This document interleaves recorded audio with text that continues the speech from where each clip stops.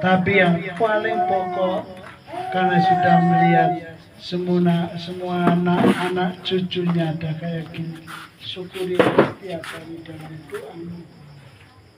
Dan juga bersihkanlah hati beliau untuk semakin disucikan, dimurnikan, dikuatkan oleh perbuatan yang semakin baik. Dan retret itu saya berikan kepada suster dan bruder awam sudah lebih dari 10 kali. Waktu retret 7 hari. Nah, secara singkat saya mau mengatakan bahwa kepada kita yang sudah menginjak lansia, Mas Koco, Mas Panto, karena yang baru ini lansia diawali dengan usia 66. Yang dulu 60 tahun sekarang berubah menjadi 66 tahun. Lalu saya berpikir keras sekali menemukan tema lansia yang berbahagia itu, karena waktu itu muncul karena permintaan dari umat Katolik Indonesia di Toronto waktu saya sabbatical 1 tahun di sana. Setelah kuliah di sana, saya sabbatical lagi ke Toronto.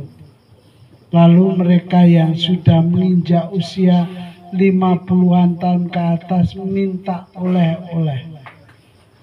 Romo tolong kami berikan tema sebelum Romo pulang kembali ke India. Saya menemukan akhirnya refleksi yang sangat dalam dari Romo Paulus Suparno. Lansia yang bergembira tak bisa lebih cenderung menggunakan lansia yang berbahagia. Karena dasarnya adalah kitab suci. Dan saya mendalami semuanya itu. Wah, aku lah duit kayak banget memberi retret. Bayangkan, sekali memberi retret itu enggak mati 7 juta. Oke toh? Ning saiki kere kan di duit jaluk ya. Nah, apa yang membuat seorang lansia itu berbahagia? Boleh ada 3 faktor. 3 faktor yang bisa menjamin lansia itu berbahagia. Pertama, menerima dirinya sudah tua. Nek urung iso nampa bahwa dirinya wis tuwek, ini akan aneh-aneh. Karena proses menjadi tua itu normal. Menjadi tua itu biasa dan terjadi dalam setiap orang. Contoh orang yang tidak bisa menerima dirinya menjadi tua, itu orang-orang tua yang uring-uringan itu.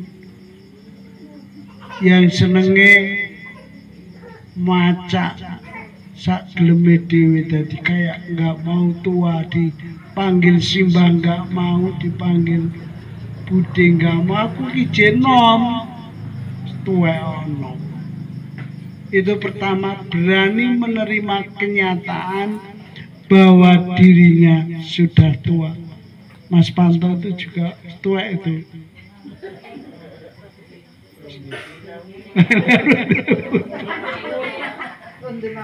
Sebenarnya si Adriano benar.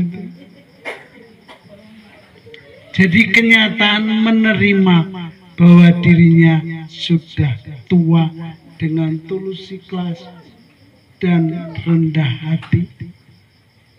Yang kedua, sebagai sumber kebahagiaan sebagai seorang lansia adalah mensyukuri karunia hidup. Kalau jenengan tak kok boleh sumising cerita ya apa bukan masa depan lagi. Aku mbien waktu saya masih muda, saya juga gitu. Aku wis mulai soalnya. Dan keberanian menerima mensyukuri karunia hidup itu terutama bahwa saya telah mempunyai hal-hal yang baik, yang menyenangkan, yang semua anak dan kebaikan yang diterima sampai sekarang ini. Bahwa anak-anak wis duwe untung, sudah punya rumah, sudah semuanya, dan saya itu menerima kenyataan dan mensyukuri, nggak ada ambisi lagi untuk itu. Nah ambisi kebangetan urung bisa menerima kenyataan, dan itu mensyukuri adalah yang dia lakukan setiap hari atas segala karunia berkah iman, kekayaan ataupun yang sudah dimiliki. Omah apik gini disyukuri timbang rumah simbol. Dan itu sungguh karunia. Lalu yang ketiga, faktor yang membuat lansia itu bisa bahagia, bisa saya mengatakan, adalah integritas pribadi. Menyatukan hidup, yaitu menyucikan dirinya untuk semakin dekat dengan Allah. Sing elek-elek, sing biyen-biyen dibuang kabeh, dilupakan, dimaafkan, ditinggalkan, dan menghadapi masa depan dengan pasrah, sumarah, semeleh pada kehendak Tuhan. Maka lansia itu harus dekat dengan Tuhan. Dan itu saya refleksikan panjang banget dalam buku retret untuk lansia yang bahagia itu. Dan saya terangkan, saya beri penjelasan bagaimana kok aku iso wong rong lansia. Tapi inilah karunia dan berkat Tuhan. Saya merasa bahwa integritas pribadi, menyucikan diri, menguduskan badan, membuang semua kejahatan, membersihkan hati supaya semakin suci, itu adalah aktivitas yang pokok pada diri orang yang sudah lansia. Sudah gak ada ambisi, sudah lepas.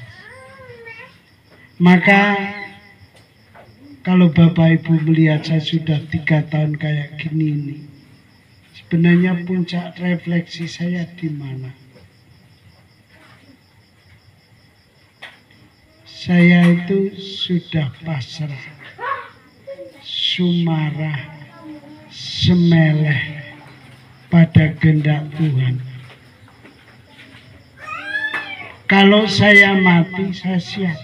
Saya nggak akan menang. Tapi doa Bapak Ibu sekalian, keluarga itu nampaknya yang Tuhan dengar sekarang ini. Di Supre tahu cerita saya bagaimana saya mati 3 hari itu. Sudah pada nangis mereka di sana, nunggoni saya. Dan akhirnya menggugah hati kongregasi.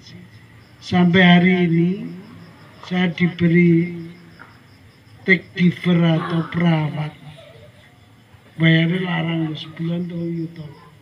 Gurkon rawat aku, Gurkon mendampingi aku. Saya terima semuanya itu dengan senang hati, karena memang saya sudah menjelang lansia, sudah 64 tahun usia saya. Oleh karena itu boleh pasrah, sumarah, semeleh adalah usia yang sudah tepat pada usia 86 tahun. Tapi yang paling pokok, karena sudah melihat semua anak-anak cucunya ada kayak gini, syukuri setiap hari dalam doamu. Dan juga bersihkanlah hati beliau untuk semakin disucikan, dimurnikan, dikuatkan oleh perbuatan yang semakin baik. Sudah dipanjang mata, koisol. Oleh karena itu marilah kita melanjutkan perayaan Ekaristi ini dan kita hening sejenak. Kita satukan doa-doa kita intensi khusus ini kepada Tuhan supaya Tuhan mendengarkan permohonan kita. Tuhan memberkati. Amin.